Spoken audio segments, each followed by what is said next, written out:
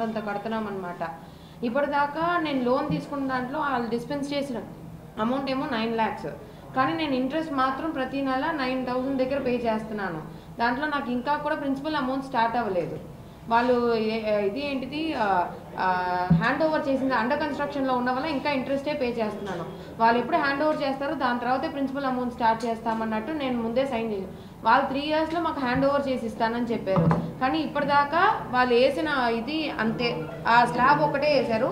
ఆ స్లాబ్కి ఒక్కొక్క ఇది లోన్ దీంట్లో ఇది డిస్పెన్స్ చేసుకున్నది 9 lakhs నా దగ్గర, ఒక్కొక్కరి దగ్గర 10 lakhs 12 lakhs కూడా చేసుకున్నారు. ఇది కొంతమంది ఫుల్ అమౌంట్, అదో అంకుల్ చెప్పినట్టు ఫుల్ అమౌంట్ అంతా కూడా పే చేసిన వాళ్ళు ఉన్నారు, కానీ అది ఒకటే ఇది ప్రోగ్రెస్ ఉంది. ఆ స్లాబ్ ఒక్కటే వేశారు. మీరు అంకుల్ తీసుకున్న దాంట్లో ఇంకా అది కూడా స్టార్ట్ చేయలేదు. కోసి అండి, కోసిలో స్టార్టే చేయాలి, ఇంకా స్టార్ట్ కూడా చేయలేదు. ఈ మేమందరం బాధితులం, రాకే అవెన్యూస్ బాధితులు అండి. చంద్రిక అవంతిక phase 2 అని చెప్పి సుమ యాడ్ ఇచ్చి ఇది తీసుకోమని చెప్పి మమ్మల్ని కొంతమంది మీడియేటర్స్ ప్రలోభ పెడితే phase 2లో మేము తీసుకున్నామండి. ఇది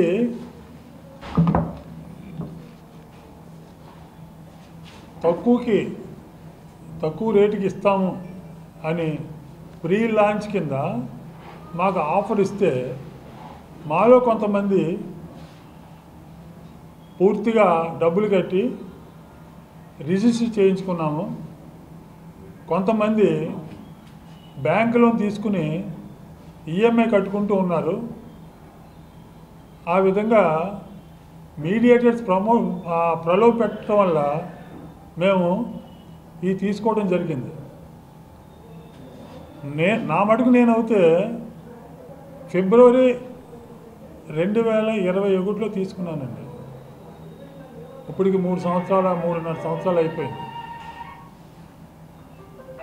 ఇంతవరకు కూడా అతను చెప్పిన టైము 3 సంవత్సరాలు ఇస్తానన్న టైము దాటిపోయింది, కానీ ఒక్క ఇటుకి కూడా వేయలా. సరే ప్రోగ్రెస్ చూద్దాం కదా అని వాళ్ళ ఆఫీస్కి వెళ్తే వాళ్ళ ఆఫీసు గెయిల్ ఆఫీస్ వెనకాల రాజమండ్రిలో ఉంది. అతను ఎప్పుడు కనిపించేవాడు కాదు.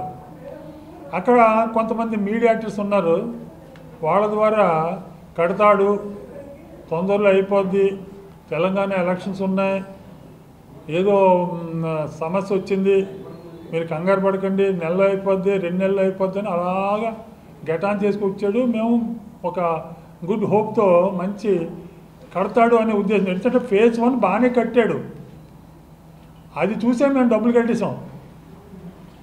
phase 2లో ఏమి చేయలేదు అతను. ఆఖరికి ఏం తెలిసింది అంటే అతను అప్స్టాండింగ్ అయిపోయాడు డబ్బులు తీసుకుని. మా గ్రూప్ మొత్తం ఎంతమంది ఉన్నామంటే ప్రస్తుతం 35 మంది ఉన్నాం, కానీ నాకు తెలిసింది ఏంటంటే 130 మంది ఉన్నారని తెలిసింది. అంటే నా మటుకు నేను ₹1 కోటి కట్టా, 4 తీసుకున్నా.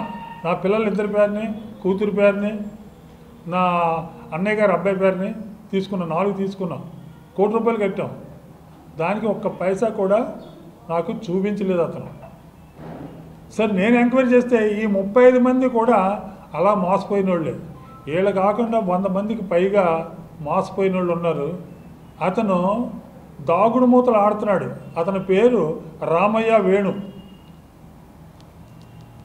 ఇంత మోసపోయినా మేము ఇంకా కడతాడనే హోప్తో మేము ఉంటే ఈ మీడియేటర్స్ ఎవరైతే ఉన్నారో వాళ్ళందరూ కూడా ప్రలోభ పెట్టి ఇంకా అతని ప్రాపర్టీ వేరే వాళ్ళకి ప్రజెంట్ రేటుకి అమ్ముతున్నాడు.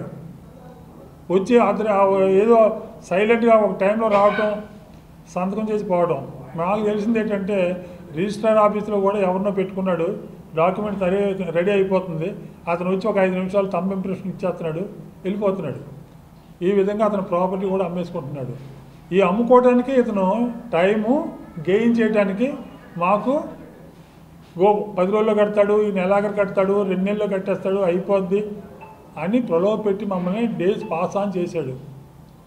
సో ఈ విధంగా ఉంటే మాకు 30/10/23 స్పందనలో మేము కంప్లైంట్ చేసాం.